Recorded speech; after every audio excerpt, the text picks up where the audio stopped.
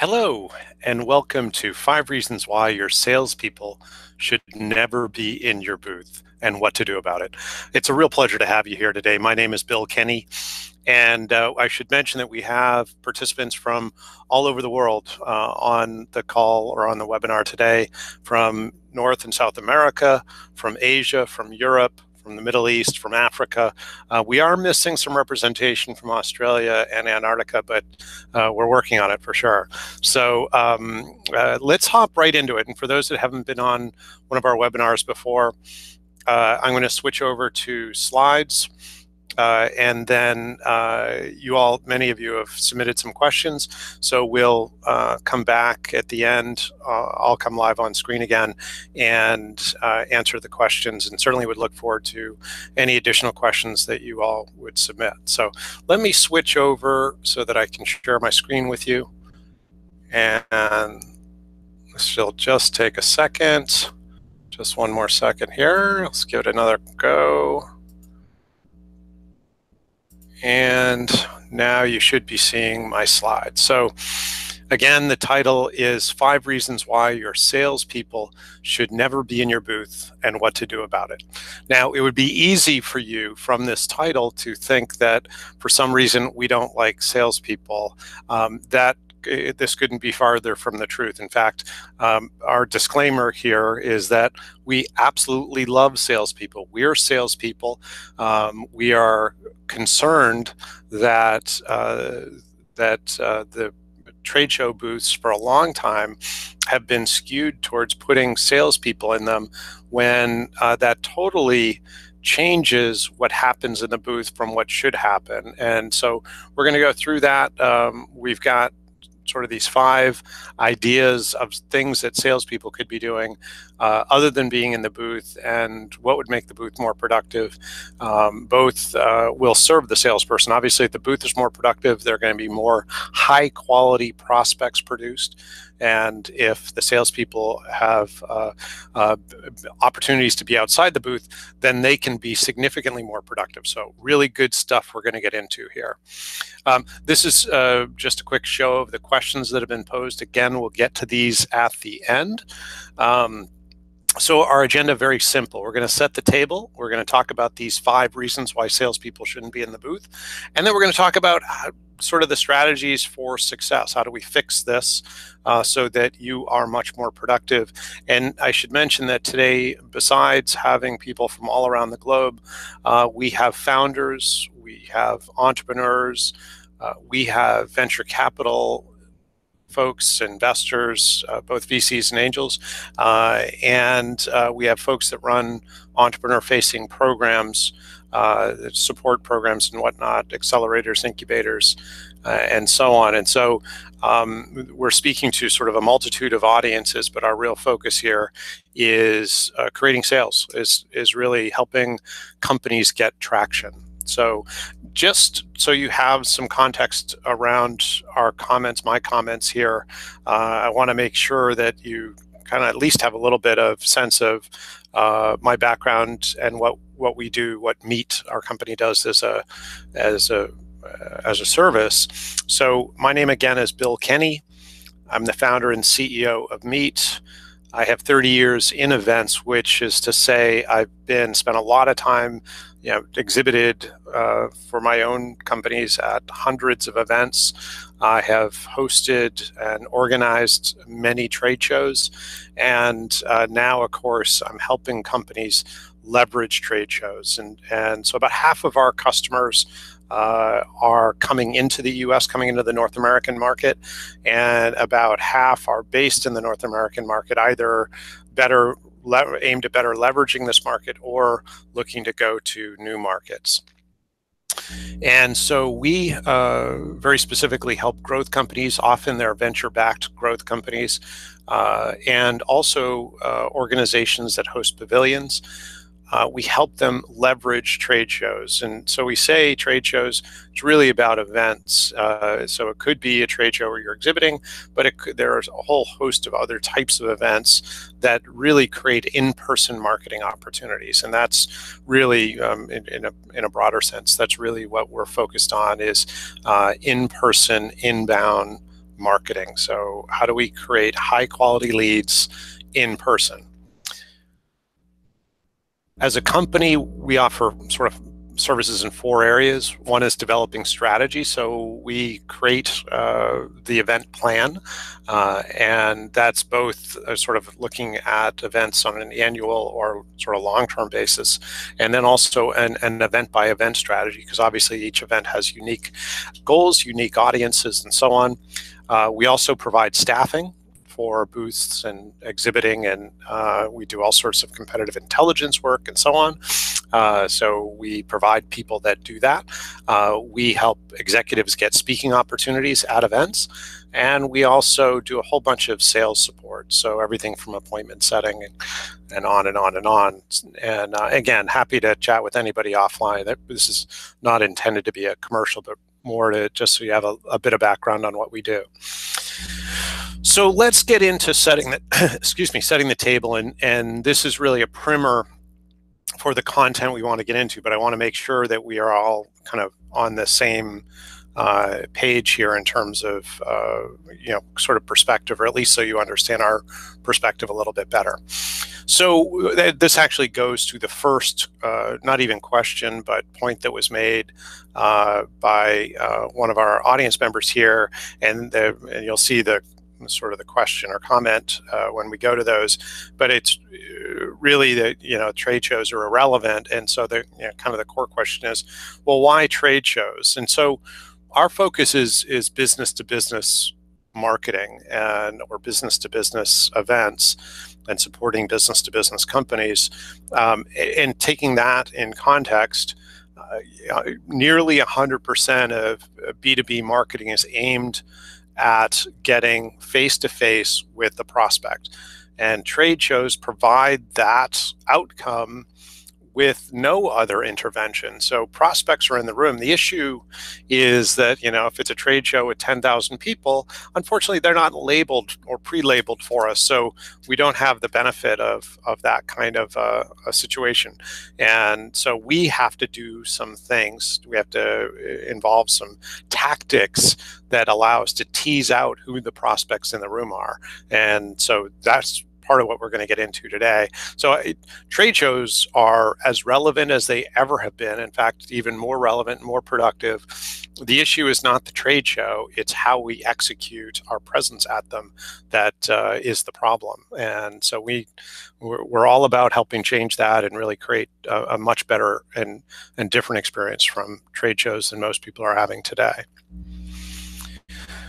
So just a quick look at a marketing funnel. So we're really familiar with the sales funnel and the various sales activities that move a prospect through the funnel.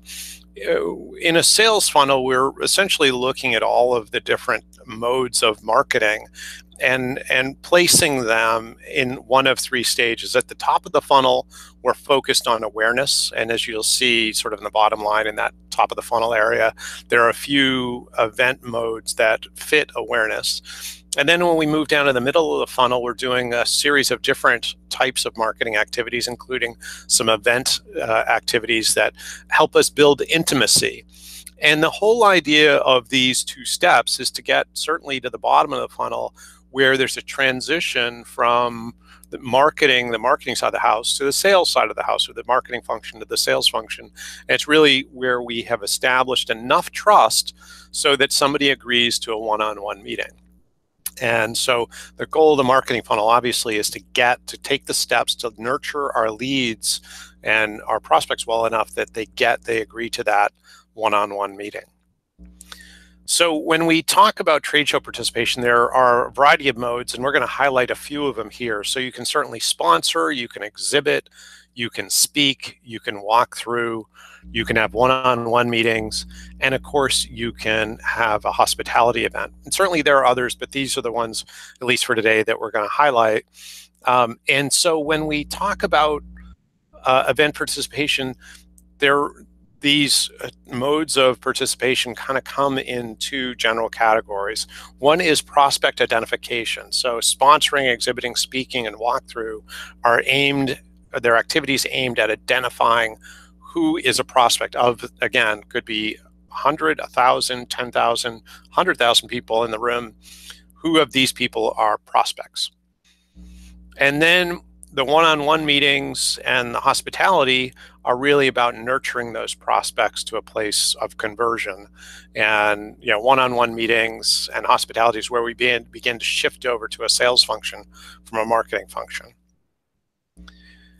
So kind of getting a little bit more granular now. So when we think specifically about a booth, because our thesis today is, getting salespeople out of the booth. So let's figure out first and talk about the function of the booth. So the primary goal of a booth at a trade show in the B2B world is to identify volumes of quality prospects. And ideally you identify at that event all of the quality prospects that are there. That may be unrealistic, but that's really the goal, is to identify all of the prospects and to separate them from the non-prospects. So it might be 90% non-prospects or 95% non-prospects or even 99% non-prospects. So we want to find the few who are prospects. So we're going to define prospects fairly narrowly, and we actually find that this is exceptionally helpful, and it'll seem very remedial to many, but if we don't agree on terms and what they mean, then we might not be very clear on why we're suggesting certain things. So we define a prospect a very particular way, and we found that it really helps us be a lot more productive in any type of marketing or sales activity. So a prospect has to have three qualities. In order for them to be a prospect, they have to have all three of these. They need to have a need, they need to have money, and they need to have urgency. And you could think of it even more simply in that a prospect has to have need, money, and now. And if they have a need and money but not urgency, they're not a prospect. Likewise, if they are urgent and have a need but no money, they're not a prospect. And also, if they're urgent and have money but no need, they're not a prospect. And so they have to have all three of these. And they may be a prospect in the future if they have two of the three or one of the three or even none of the three. But today, they're not a prospect, and that's okay. We should be okay with that. Maybe is the worst part of it, right? And quite often, we identify a lot of people have need and money, but they're not urgent. And what happens? They clog up our funnel, and because they're not urgent, it's not high on their what you're solving is not a problem that's high on their priority list in terms of things to take care of, or your solution isn't, at least in their mind, the best fit for that. So it makes them not urgent, and you tend to hear things like, why don't you call me next Friday? And the next Friday you call, and of course that perpetuates for weeks and months and unfortunately sometimes years. And all we do is sort of chase people who aren't urgent, and that's exceptionally frustrating. So prospects they have to have need, money, now, and our booth is about identifying at a particular event the people or the businesses that are prospects. All right, so let's get to the 5 reasons why your salespeople should never be in your booth. So we're just going to hop right into this. Number 1, conversations are long. And so our observation is that a minimum sales conversation in a booth is about 15 minutes, and that handles the pleasantries. It handles maybe a few questions to them. It handles a few questions that they might ask of you, and sometimes these conversations can be even longer, half hour and 45 minutes and so on. So if we suggest, or if you buy into the idea that the conversations are at least 15 minutes, then we can't have any more than 32 of those in a day.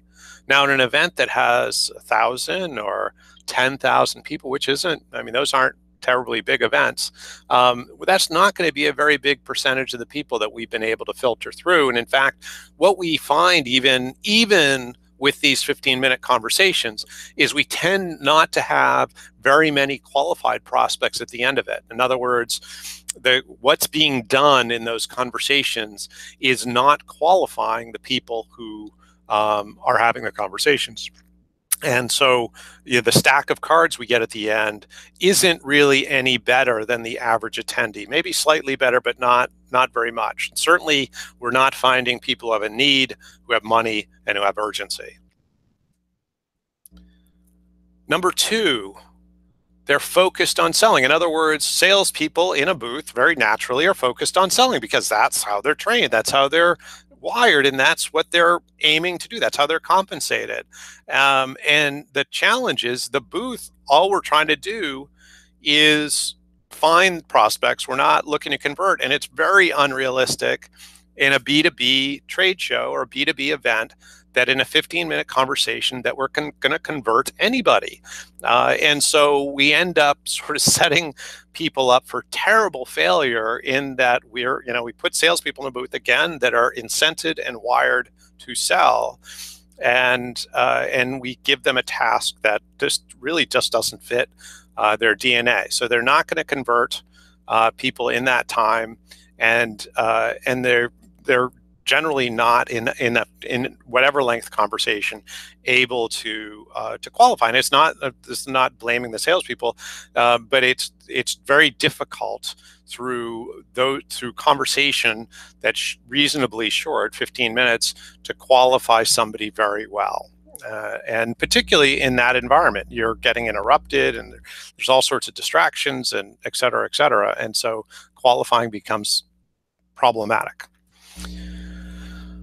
Number three, so the next three are going to be about better focuses. Instead of being in the booth, where could the salespeople be? Well, number one, they could be in meetings. They could be in one-on-one meetings with key people. So who are those key people? Their customers, their prospects, their partners, their centers of influence. They could be retention, current retention accounts, customers who there are deeper penetration opportunities where there's additional business that you can get from them. They could be partners, or even people who you think could be partners, or centers of influence, people who can help you by virtue of who and what they know. They're people who might be able to send referrals to you, or you have clients in common, or things like that. And so there are lots of relationships that are really second level relationships, ones that can really move forward. And those are the things we want salespeople in while they're at the show. Number four, we want to have salespeople, we want to make sure they have an opportunity to walk the show. We want them to be able to connect and reconnect with current customers and prospects and partners and centers of influence. So not just in one-on-one meetings, but the ability to walk the show and use their relationships and reconnect with people. Again, we're traveling in from a long distance. We want to take advantage of that. And then the final thing about having a better focus, so besides one-on-one meetings and walking through, we want salespeople to be able to participate in the content. They should be in every workshop that their prospects would be in. They should be in those workshops. They should learn that language and be connected to that content. So they need to stay current. They need to learn the language of their customers and prospects, and certainly another opportunity to connect. The people in the room are interested in the topic. If that's something that prospects would be interested in, then they need to be there. So let's stop for just a moment and talk about fish, because there's a really strong metaphor between what we would want to do in the booth and the metaphor and the concept of fishing.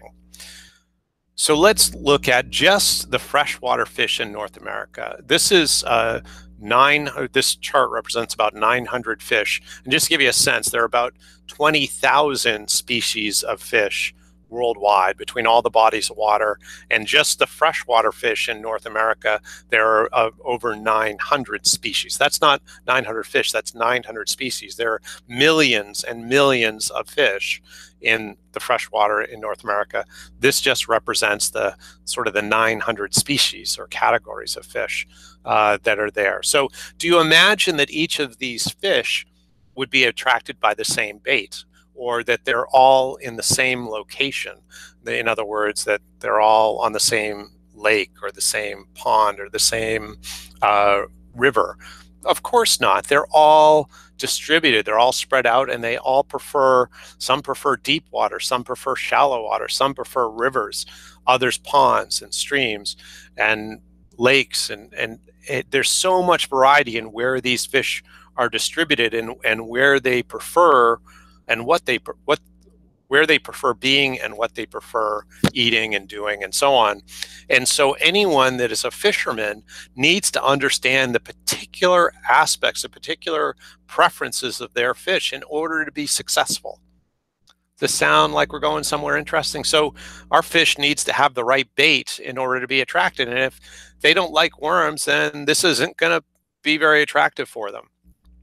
This is just this sort of map is just a way to represent that as you move regionally throughout the US, you're going to see different types of fish that are indigenous to that area. And knowing that helps us pick the right way to fish for these particular species. So this is, an example of some of the equipment that might vary depending on what we're fishing for. So our rods and reels would vary. That type of line we would use has all, it's all different weights and types for specific types of fish. Certainly you can see a bunch of lures here that would be used for different fish.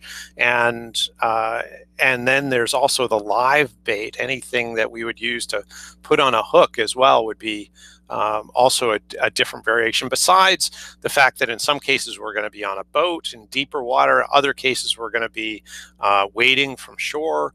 There are so many different things that will vary how we look to catch a specific type or species of fish. This, just to give an example, this is one person's opinion of the best bass fishing lure. So even just in this, where they narrowed down the field probably from thousands of choices for bass lures to their, maybe it's 20 or so favorites or best choices. I mean, this is even complicated. And my guess is when they go, I know when I fish, I might change my bait as I'm fishing. If I'm finding one thing's not attracting them, I'll try another thing. This is exactly what this person is doing. They're saying, I'm going to start with my favorite one here that always, that in many cases seems to work. And then if that doesn't work, I'll switch to another one and another one and another one. But they're testing all the time which lure will attract the fish today and making sure that they're really in tune with this audience, with this school of fish, so that they can attract them and make sure that they are productive when they go fishing. So hopefully that fishing metaphor we can carry through to this next section where we'll talk about strategies. And ultimately, we want to talk about things that are high leverage for you, or ways that you can help create a situation where both as somebody who's managing the trade show experience and the salesperson, you can really not just work together, but really maximize the production from the trade show in terms of driving quality leads and also, where appropriate and possible, converting business through the one-on-one meeting process and so on. So strategy number one is all about the booth offer. And you probably guessed this from the fish metaphor. We have to choose the right bait in our booth. In fact, we just did a full webinar on this one topic, but we need the right bait in our booth in order to attract the fish. And the goal really is that non-prospects swim by, right? If we put a worm on our hook, then fish that don't like worms, we want those to swim by. And we're going to put that hook at the right depth in the right water to catch the fish that we want. I know if where I'm based here, if I put a sea worm on a hook and put it about 2 or 3 inches off the bottom, I'm pretty certain I'm going to catch a flounder. And I may have to move around a little bit to catch a flounder, but I'm pretty certain that sea worm's going to look really attractive if I put it at that depth within, a half a mile or so ashore. I'm pretty likely to catch a flounder if I'm a little bit patient. And but on the other hand, the good news is the tuna won't even know that it's there, and the striped bass won't even know that it's there because I'm not at their depth, and it's not a bait that they would be attracted to.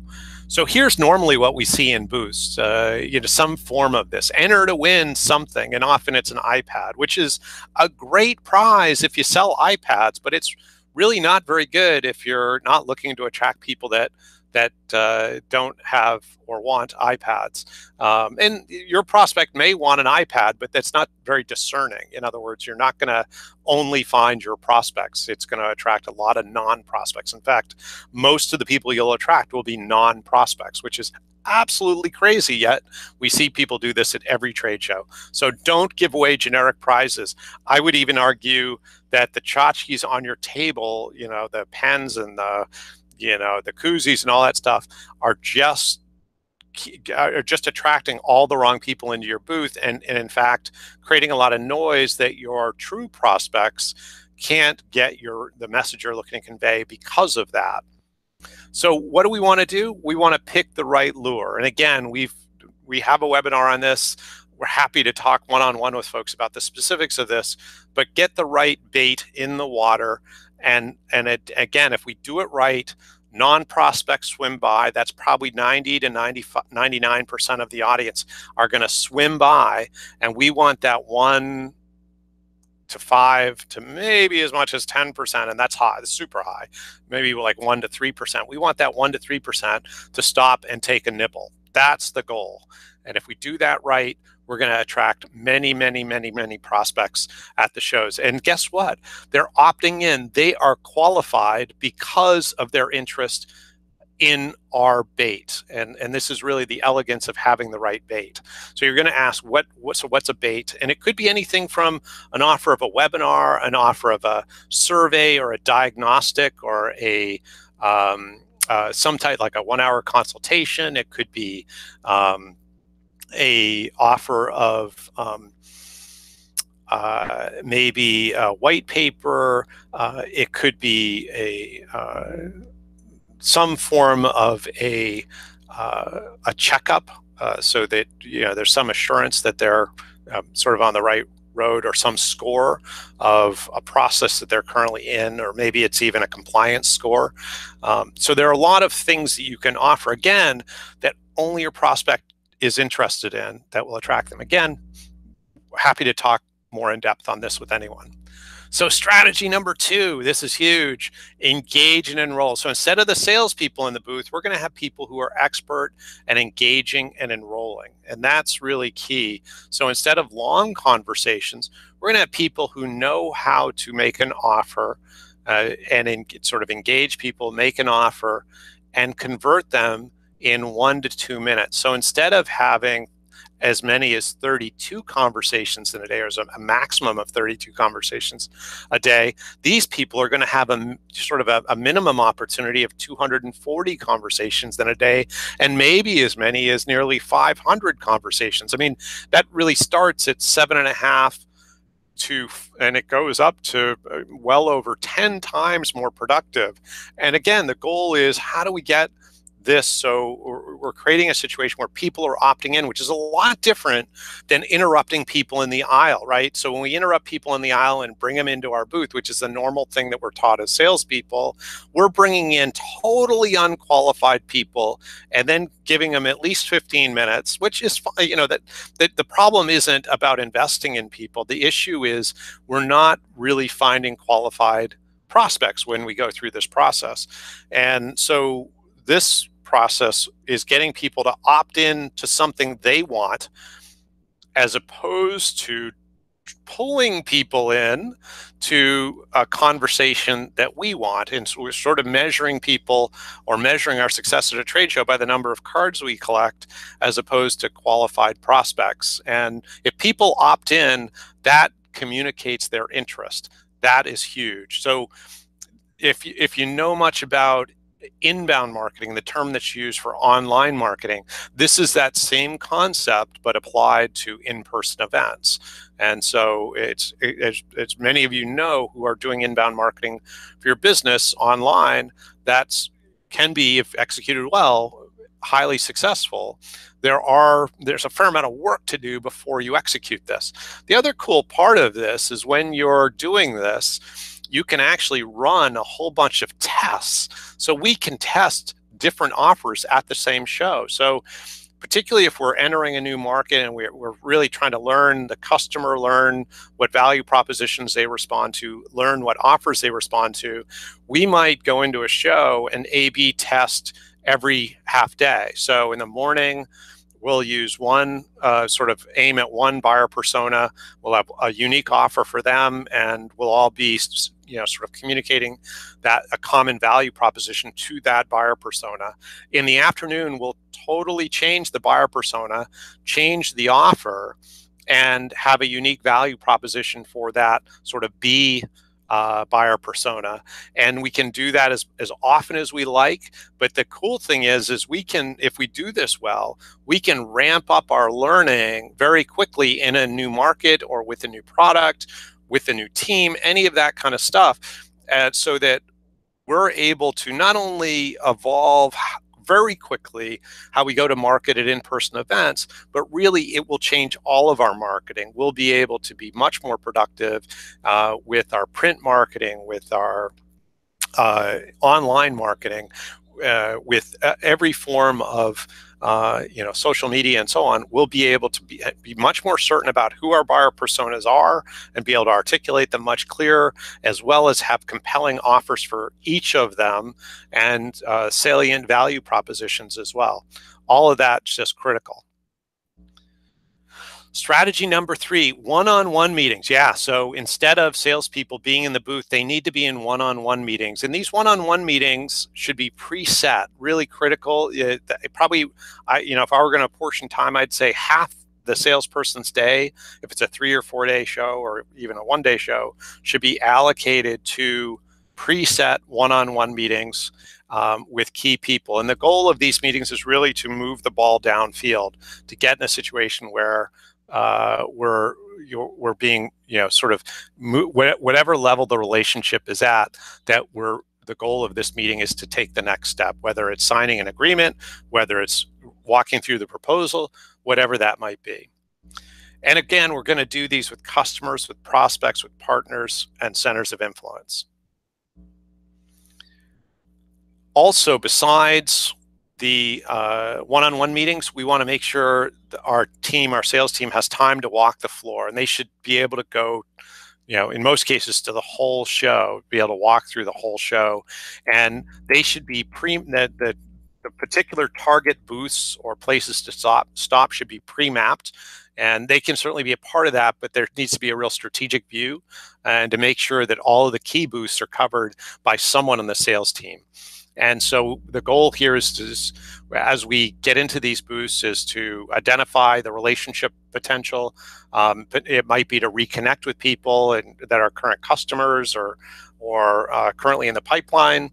And then it also could be reconnaissance, whether that's competitors or partners or whatnot, even customers, staying current on what's going on in their world. And of course, this is with all 4 of our sort of stakeholders here: the customers, the prospects, the partners, and the centers of influence. And then finally, so we've had one-on-one meetings, we've walked through. We also need to make sure there's time to attend content. If it's content that our prospects and customers are interested in, we need to be in the room because we need to learn that language. We need to hear how they communicate. We need to be current with the latest developments, all those kinds of things. And so the content should be pre-selected, and I'd suggest that the content probably needs to, because that's fixed, we need to place that in the sales team schedule first, and we can vary who goes to each of the content events and kind of spread it around, and then plop in the meetings around that, and then plop in the time to walk the floor around those too. And of course, we want to learn, connect, and continue to do reconnaissance. We're certainly going to find that our prospects are in the room, as well as current customers. There are probably going to be some centers of influence and also partners as well. So, and recognize who goes up afterwards to talk to the speakers or the panelists. Recognize who's talking to each other. All those things should be observed, and we should be targeting meeting people who are particularly invested in valuable content for our customers. So, kind of reflecting back on this, the the exhibit booth purpose is to identify volumes of quality prospects. The goal of this workshop is to continue to find ways to get the salespeople out of the booth so that in the booth we can firmly execute and use the show to filter the attendees of the show. So at the end of the show, we have a fairly good feeling that we have filtered as much of that trade show or that event as possible to understand of the, whether it's 100, 1,000, 10,000, 100,000 attendees, we know a decent percentage of those that are currently prospects.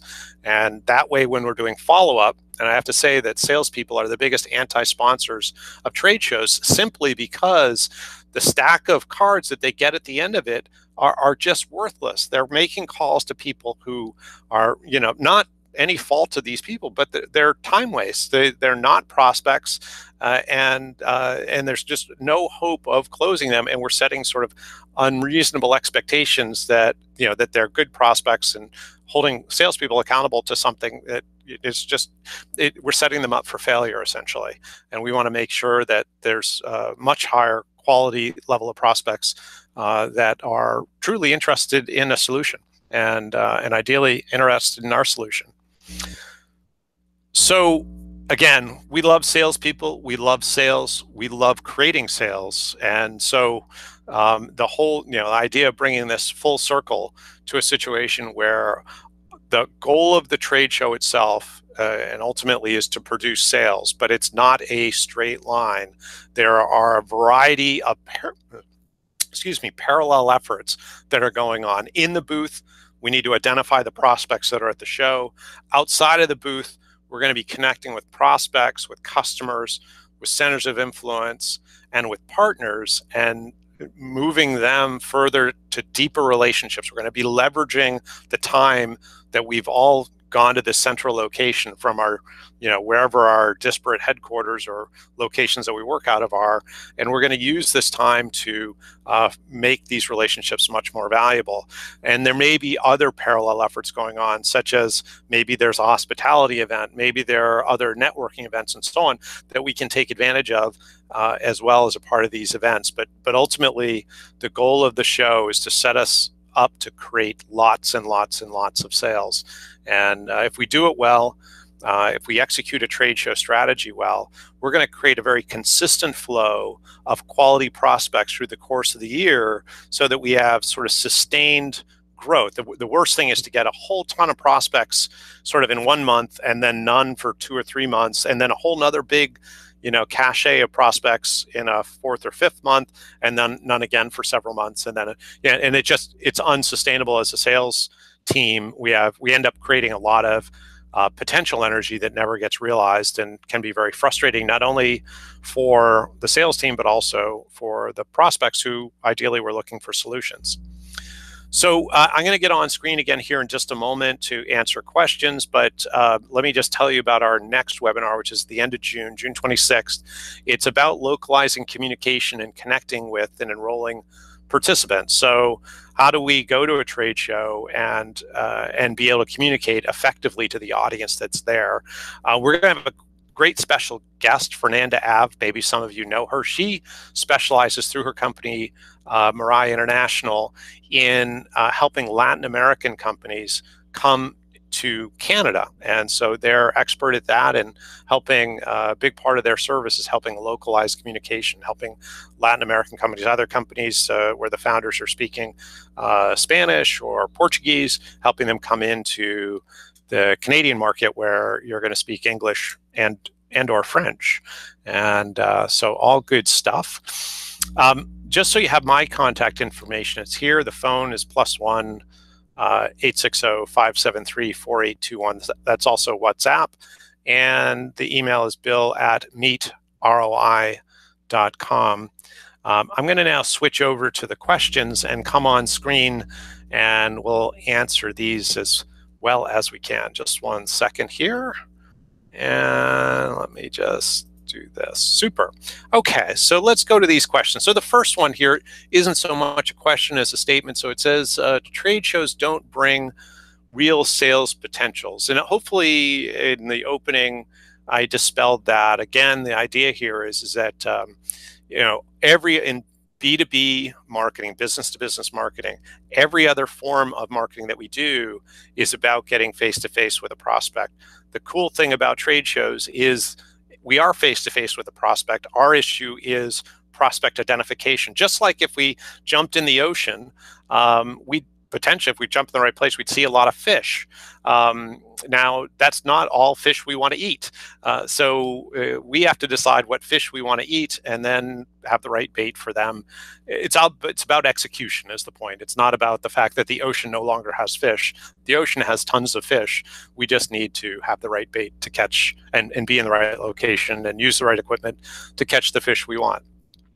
So how do you get more qualified leads during an event? And in fact, this is very similar to the next one, which is how to increase the actionable results from the interactions with customers at an event.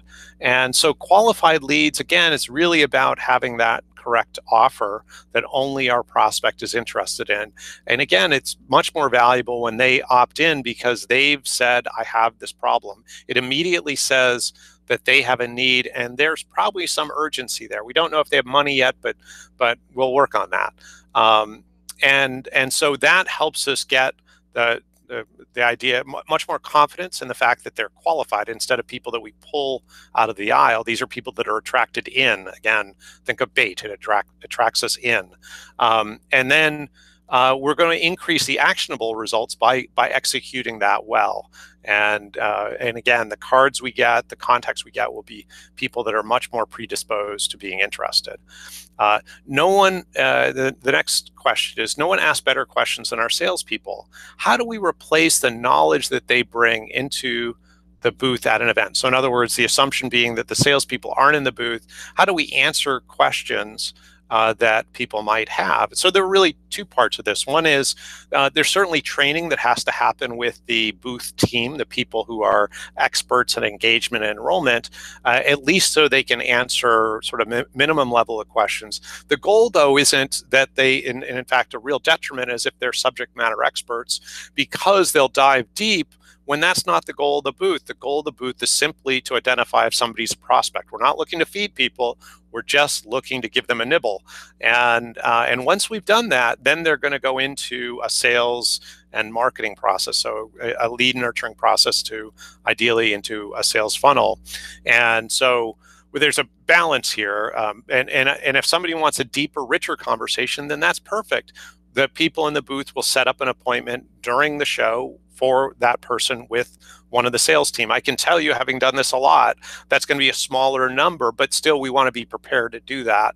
And certainly if people want to jump steps and move straight into sales, that's perfect. That's not a problem, and that should be accommodated, but it's going to be a fairly small number. The next question, how do we create teamwork in our booth or trade show participation? The more, number one, that's well planned and sort of the structure we've outlined, and then communicated. There needs to be team orientation. There needs to be some accountability, and each needs to have their goals. We also find it's really great to have a huddle, whether it's first thing in the morning each day, at the end of the day, or in some cases, maybe there's a transition and shifts between a morning and afternoon crew where you could do a huddle maybe at noontime each day and get everybody together. So it depends on the event, depends on the team a bit in terms of what works best. You obviously don't want to encroach on the evening when there might be networking events or customer dinners or whatnot going on. So there's some balance in how to do this well. But it's all, you can work it out. But getting the team oriented and then having that kind of follow-up and reconnection each day is critical. Let's see, how to keep the sales team from talking to one another rather than efficiently engaging with people walking by the booth. If the sales team isn't in the booth and they're tasked with specific things outside of the booth, then this won't be a problem. So I think the key here is to follow the plan, and then you're certainly not going to have that problem. But that's not a sales team issue. That's a management issue. It's a systemic issue, is why salespeople do that, and we see it in any booth where there's more than one salesperson. Getting the team to focus on what's important at trade shows and making the most of their time. Again, if as an organizer, as someone who's managing the process, the key here is to have an effective plan and then execute on it well and engage the team in that process. And we've never seen that not work. It works exceedingly well, but it's really a matter of going through the steps to both have a good plan and then holding good orientation and then having good accountability as people as the process goes forward. So the last question here is, they scan the badge of every person that comes by the booth without qualifying what they do and if they are a good fit for the technology represented. So this is clearly a situation where the wrong thing is being measured. There's a sort of a counting of badges and maybe notations being put on the badge. Again, we're asking people to sort of pull people out of the aisle and profile them, as opposed to getting people to swim by our bait. And think about people that are at a trade show, right? They're, roughly half the people at trade shows are introverted. Their eyes are down. It's hard to get their attention. The other half, who are extroverted, it's even harder because they're pulled in so many directions. There are so many visual appeals that are going on at a trade show. Getting somebody who's at a trade show to actually see what your offer is, let alone, if your booth has a lot of sort of noise in it, you got tchotchkes, you got big posters, you got all sorts of stuff, and then you have some offer on an 8x10 or an 8.5x11 sheet that they walk, but they don't even see it because it's so understated. I mean, this is something where you need a billboard, and that's it in your booth. And if the billboards have simple rules: no more than 7 words, big images, provocative, and if people are attracted to the billboard, then they're probably a prospect. But the idea of scanning badges, the only badges we should be scanning are people that are opting in, and that's really the goal. And there may be other people whose contact info we want to collect, but if they're opting in, then they're fairly, not fully qualified, but fairly well qualified, certainly qualified to enter the marketing funnel. So let's kind of rethink how we're scanning badges and how we're using that so that it's much more productive.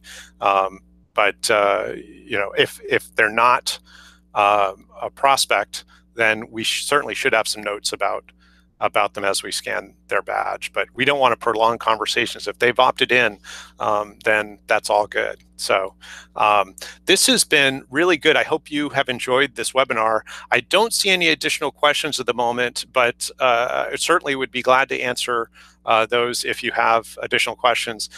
We're happy to hop on the phone with anyone, talk through any of this, and address your specific situation. So please don't hesitate to reach out. We'll follow up. We'll send a link to this webinar so that you can rewatch it or share it with your community as you see fit. And certainly check out the rest of the webinars on our site. There may be some of the things that we talked about today that you have questions about that also you'd get more answers and more in-depth answers through our other webinars. So with that, I'm going to wish you a great rest of your day, and I'll look forward to hopefully talking to you very soon. Great. Thank you so much. Have a wonderful day.